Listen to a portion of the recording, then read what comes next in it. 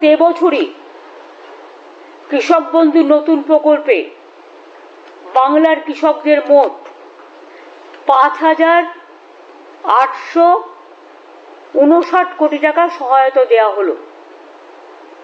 শুধু এবছরই সব মিলিয়ে 2019 সাল থেকে, মাত্র 2 বছরের কথা যদি আপনাদের বলি, তাহলে 13 বছরের কথা না বলে যদি আমি 2 বছরের কথাই বলি, তাহলেও জেনে রাখবেন বাংলার কৃষকদের এ পর্যন্ত কৃষক, বর্গাদার, ভাগ চাষিদের 21,134 কোটি টাকা সহায়তা দেওয়া হলো। টাকাটা সম্পূর্ণভাবে রাজ্যের, এক্ষেত্রে কেন্দ্রের 1 পয়সা নেই।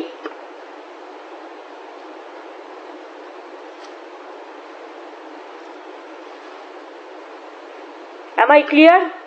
এছাড়াও মনে রাখবেন, কৃষক মারা গেলে তার পরিবার এককালীন যে 2 লক্ষ টাকা করে পায়, তাতে আমরা শুধু মুখে বলি না, আমরা কাজটা করি, আমরা জুমলা নই, আমরা ট্রান্সপারেন্সি মেনটেন করি। 1,27,000 বেশি কৃষক পরিবারকে 2,544 কোটি টাকার বেশি সহায়তা প্রদান করা হয়েছে।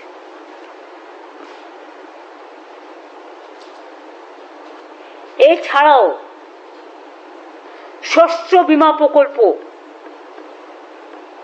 মানে ক্রপ ইন্স্যুরেন্স, আগে চাষিদের টাকা দিতে হতো, কিন্তু এখন চাষিদের টাকা দিতে হয় না, আর সেন্ট্রাল গভর্নমেন্টের টাকা আসে না, আমরা দিই 100%।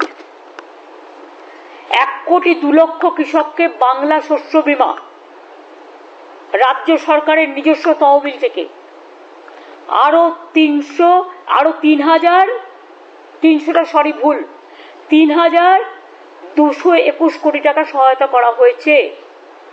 এছাড়াও বন্যা ও দানার মতো নানা প্রাকৃতিক বিপর্যয়ে বাংলা শস্য বীমার সময় সেপ্টেম্বর পর্যন্ত থাকে শস্য বীমা করা, এটা নভেম্বর পর্যন্ত বাড়ানো হয়েছে এবং রাজ্য জুড়ে এর জন্য ক্যাম্পও করা হয়েছে। প্রায় 65 লক্ষ কৃষক এতে নাম লিখিয়েছে, এটা আলাদা নতুন হবে।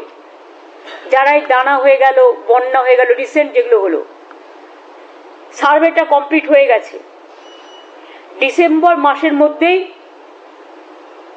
এই ক্ষতিপূরণটা যোগ্য কৃষক, প্রত্যেক যোগ্য কৃষক বা ক্ষেত মজদুর বর্গাদার যেই থাকুক, ক্ষতিপূরণের টাকাটা পেয়ে যাবে। এবছরে যে বন্যা বা দানা হলো সেটার টাকাটাও, কারণ এখন তো কেন্দ্র সরকার বন্যা 1 পয়সাও দেয় না, সেই জন্য।